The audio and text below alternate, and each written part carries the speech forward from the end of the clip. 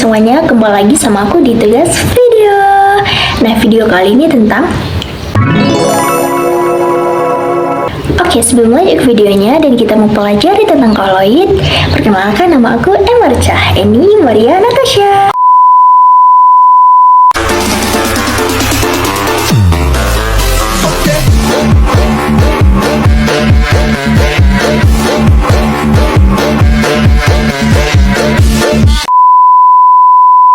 Coba perhatikan deh teman-teman, ketika kita bangun di pagi hari, cahaya matahari akan masuk ke dalam kamar melalui celah-celah jendela. Lalu coba kita amati, apakah kalian melihat adanya partikel-partikel yang berterbangan di udara? Mengapa ya partikel debu bisa terlihat ketika terkena cahaya matahari? Lalu, apa ya sifat koloid yang diterapkan dari fenomena tersebut? Dan apa sih koloid itu? Yuk kita pelajari bersama-sama. Nah, jadi teman-teman, ketika cahaya matahari melewati suatu partikel seperti debu, maka akan dihamburkan oleh partikel tersebut, sehingga partikel debu bisa terlihat oleh mata kita. Nah, sebelum lanjut, kita harus tahu dulu nih pengertian dari sistem dispersi. Dikatakan sistem dispersi, jika suatu zat dicampurkan dengan zat lain, akan terjadi penyebaran secara merata dari suatu zat ke dalam zat lain. Nah, berdasarkan ukuran partikelnya, sistem dispersi dibedakan menjadi 3 kelompok, yaitu larutan, koloid, dan suspensi. Secara sepintas, perbedaan antara suspensi kasar dengan larutan atau sering disebut larutan sejati akan tampak jelas dari homogenitasnya, tetapi antara larutan dengan koloid atau antara koloid dengan suspensi kasar akan sulit dibedakan. Oke teman-teman, untuk mengetahui tentang koloid lebih dalam lagi, mari kita simak ilustrasi berikut. Seperti yang kita ketahui bahwa campuran dibagi menjadi 2 jenis, yaitu campuran homogen dan campuran heterogen. Nah, koloid ini merupakan suatu campuran yang karakteristiknya berada di antara campuran homogen dan heterogen. Campuran yang pertama adalah campuran antara gula dan air. Apabila kita mencampurkan gula dan air, ternyata gula akan larut dan kita akan memperoleh larutan gula yang bening. Di dalam larutan tersebut, zat terlarutnya, yaitu gula, tersebar dalam bentuk partikel yang sangat kecil, sehingga kita tidak dapat lagi membedakan dari mediumnya, walaupun menggunakan mikroskop ultra. Hal ini berarti bahwa campuran ini merupakan sistem satu fasa ataupun campuran homogen. Yang kedua yaitu campuran antara air dan terigu. Nah, jika kita mencampurkan keduanya, ternyata terigu tidak larut, di mana walaupun campuran ini diaduk, lambat laun terigu akan memisah atau mengendap. Hal ini berarti bahwa campuran seperti ini merupakan sistem 2 fasa, karena pelarut dan zat terlarutnya tetap bisa kita bedakan dan kita sebut sebagai campuran heterogen atau suspensi. Yang ketiga yaitu campuran air dan susu, misalnya susu instan. Nah, jika kita mencampurkan susu dan air, ternyata susu akan larut, tetapi larutan yang terbentuk tidak bening, melainkan keruh. Kemudian jika kita diamkan, campuran yang terbentuk tidak memisah. Nah, campuran antara air dan susu ini merupakan contoh koloid.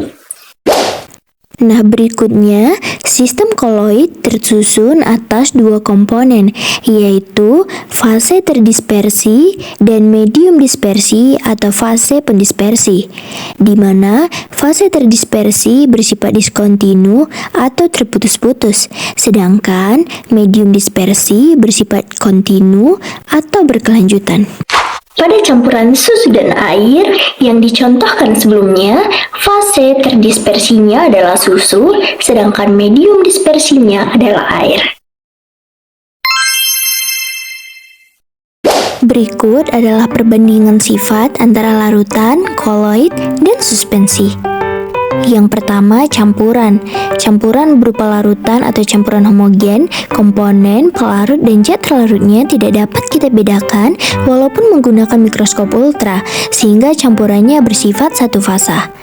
Kemudian, untuk koloid, secara makroskopis atau secara kasat mata bersifat homogen, tetapi bersifat heterogen jika kita amati dengan mikroskop ultra, sehingga campurannya bersifat dua fasa.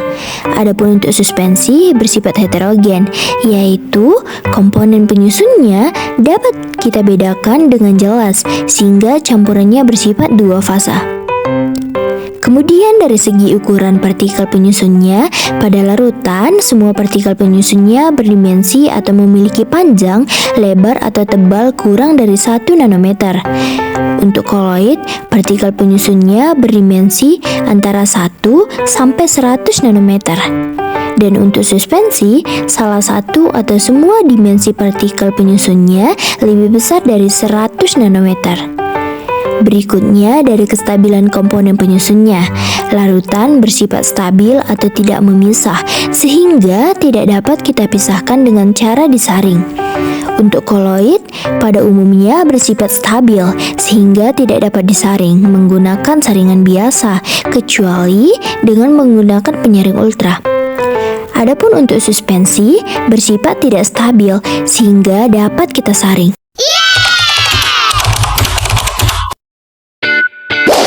Sistem koloid memiliki beberapa sifat, diantaranya yang pertama yaitu efek Tyndall. Efek Tyndall adalah peristiwa penghamburan cahaya oleh partikel-partikel koloid. Penerapan atau contoh di kehidupan sehari-hari dari sifat efek Tyndall koloid ini dapat kita lihat pada sorot lampu atau senter atau proyektor di udara yang berkabut. Lalu dapat juga kita lihat pada sinar matahari melalui celah-celah dedaunan pada waktu pagi yang berkabut, dan juga terjadinya pelangi. Kita lanjut ke sifat yang kedua, yaitu gerak Brown. Gerak Brown adalah gerak acak atau jikjak atau tidak beraturan partikel koloid karena tumbukan antara partikel koloid terdispersi dan medium pendispersinya. Karena adanya gerak Brown inilah yang menyebabkan sistem koloid stabil atau tidak mengendap. Salah satu contohnya adalah debu yang ada di udara, seperti yang saya bilang di awal video tadi. Berikutnya, sifat yang ketiga dari sistem koloid adalah adsorpsi. Adsorpsi merupakan peristiwa penyerapan partikel, baik berupa ion maupun molekul, pada permukaan koloid. Nah, di saat koloid menyerap ion atau partikel yang bermuatan, inilah yang menyebabkan partikel koloid juga ikut bermuatan. Contoh atau penerapan dari sifat adsorpsi ini adalah penyembuhan sakit perut dengan norit, lalu penjernihan air dengan tawas, pemutihan gula tebu, dan penghilangan bau badan dengan deodoran.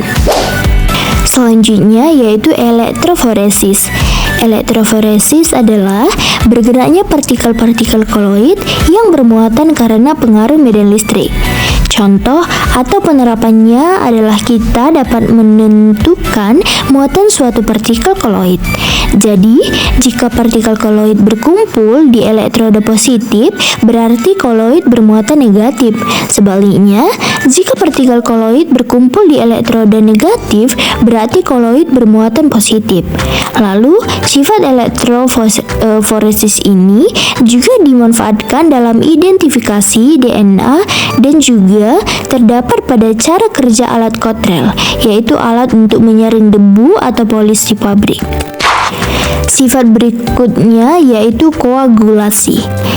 Koagulasi adalah penggumpalan partikel-partikel koloid karena adanya pemanasan, penambahan elektrolit atau penambahan koloid yang muatannya berlawanan. Makin besar muatan elektrolit yang ditambahkan, maka proses penggumpalannya juga akan semakin efektif.